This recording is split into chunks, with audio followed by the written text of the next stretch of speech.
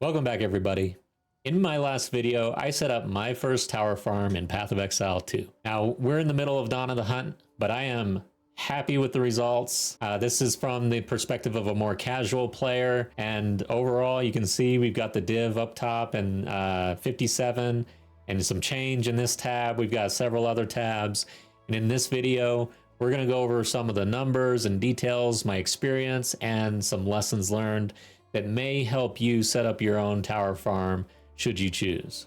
All right, so let's jump into some numbers here. I spent a total of 31 hours in the farm over the last 9 days. Each one of those sessions between 2 and 5 hours long. So you can kind of get a gauge of what I'm calling casual, not full-time, not doing it all day, every day, but definitely focused on trying to log in and get some farming done. And we did just that, pulled 54 div off the floor, sold 5, and we used 2. That brought us to 57 total div. That brings us below 2 div per hour, which is well below the 10 div per hour mark that I've been seeing online in different videos. Now, I'm not trying to say that 10 div per hour is not achievable. It clearly is. People are out there doing it. It's online. And I'm going and I'm watching those same videos, but as a casual, more average player, and where I'm at in the league with my build and my character, this is where I landed, just under 2 div per hour. So maybe this can help level some expectations for anyone out there looking to do the same. However, I will say that towards the end of this experience for myself, I started learning a lot. So we're going to go out over some lessons learned and some tips that I learned along the way. I think that I can bring up my div per hour. I don't know about 10 div per hour, but I know I can get higher than 2 now. So we're gonna keep at this. Let's go over some of the lessons learned. All right, so first let's talk about setup with the towers. So basically what I learned is that getting an actual 4 tower overlap is pretty difficult, and 3 towers over corrupted areas is a lot easier to find. I ran a lot of these, so not necessarily exactly what we're looking for on the map here, but you can see when you have corruption in the area plus a bunch of towers in the area, there can be a lot of good overlap with the 3 towers over the corrupted area. What I ended up doing was clearing corruption out because the cleansed modifiers definitely feel better. There's a mounting greed modifier that is really nice, gives you plus rarity, and then the monsters in cleansed, it's just easier. Corruption seems to punish you more. So overall, get this set up, cleanse the area, and then run all of your maps. Then regarding tabs, I definitely took advantage of the Grand Project tab. It is very nice to travel around within the radius of the tower, and it's cheap right now. I hope that it stays cheap because this thing for I think 2 null right now just lets you hop around, and it really takes the travel time out. After my initial setup it took me about 3.5 hours doing it kind of the more difficult way to find what I was looking for. After that, I ran 3 tower setups during the course of this test, and the final 2 that I jumped to, I set up in like 30 minutes or less.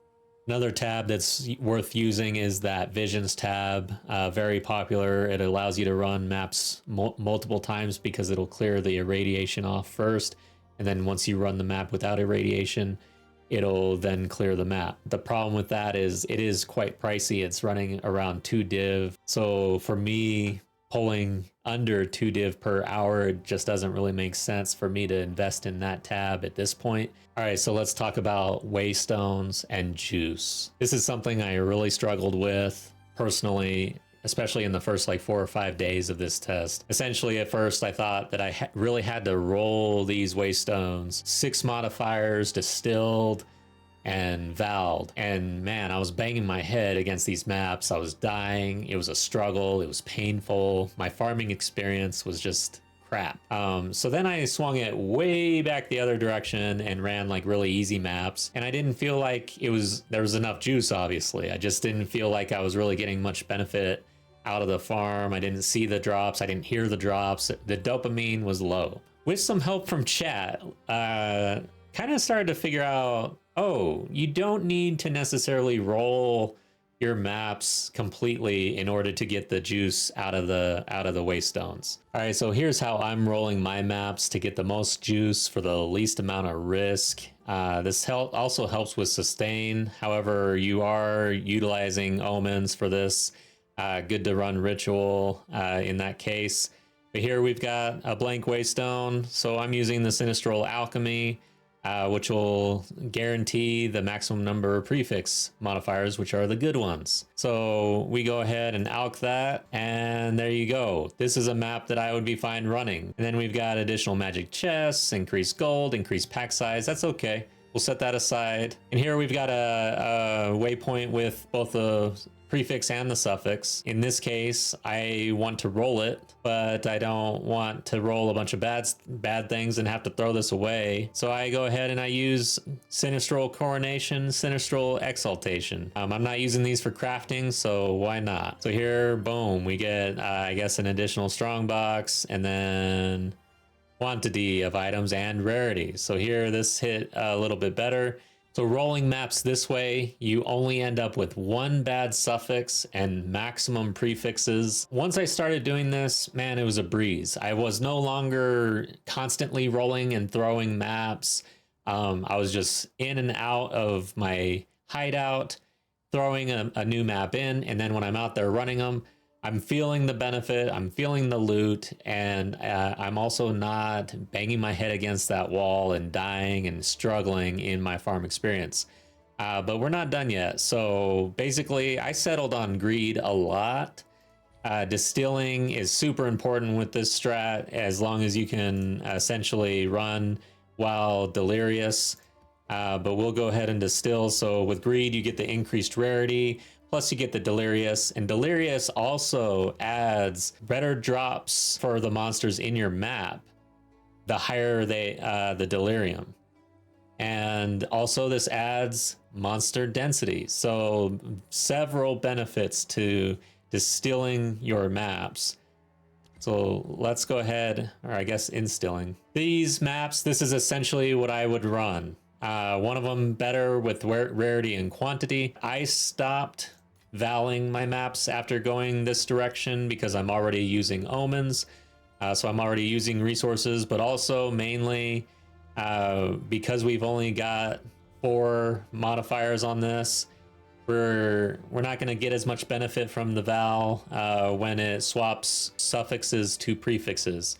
So in this case, if we rolled that, which would normally be really good, we would get 1 additional modifier, which is okay. It's good, but less good, I guess. So right now, I just feel like I'd rather not brick this map and get some crappy suffix or something, or get it bumped down to level 14. Instead, I'll just run it just like this. All right, so here we are. This is a fairly juiced map here. It's got a 3-tower overlap. It doesn't have cleansed or corruption on it, but we're good, we're fine. I pulled a map with actual quantity and rarity. This is definitely representative of a map that, like, this is exactly what I'm looking for with the modifiers, and I've distilled it again with greed. So let's go ahead and pop in and just see what this does. So here's the list of modifiers for this map, and as you can see, we're at 235% increased rarity of items found, which is very nice. Anything over 200% I've found to be really good. I'm usually shooting to be over 100% at a minimum these days. And because of the way we rolled this map, we avoided those painful prefixes. So this map is going to be a breeze to run. It's got the delirium, it's got the increased rarity, and it's just going to give us a really good shot at some good loot without a bunch of pain. Now for my gear, I did swap a couple pieces out to get increased rarity of items found. I didn't go crazy here, but I'm sitting at around 50%. So that puts us close to 300% here. We're at around 280%. So now I really want to talk about loot filter. This was a big thing for me. If you don't have a loot filter, you really need one. I use Filter Blade. But basically, I was at semi-strict for way too long. When you're farming at this level, you really should bump your strictness up on your loot filter so that you're not getting a bunch of clutter on the ground constantly. So here you can see, really it doesn't look like there's much on the ground, but if I hold Alt, you can see all the stuff that the loot filtered out. Now, this would just be super distracting and not worth my time, not worth picking up. You have limited bag space. You don't want to take multiple trips back to your hideout. But here you go. We've got this gold ring. It got filtered, and we know what this is, right? So that's worth chancing. We picked that up. Here's our breach splinters, like very streamlined. My farming experience improved drastically when I bumped my loot filter up. Just because you're able to focus on what matters. That's all it boils down to. So the last thing I want to talk about is selling. Now, here's our farm sort. You'll see there aren't a whole bunch of items here. I didn't really focus on crafting. Now, I've got a bunch of stuff that I gotta go through, and we could probably turn a whole lot more profit by actually focusing in on the crafting, but I was focused on farming. And so I wanted to move things and dump things.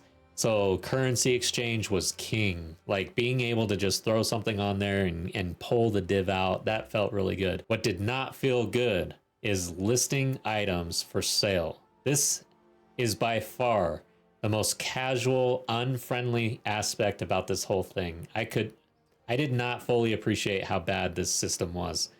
But overall, I tried to make it as good as I possibly could for myself by setting up the folders. You can see we basically moved from div plus down to div, down to 14 chaos, 9 chaos, 4 chaos. Like honestly, I'm just throwing items at a wall and seeing if they'll stick.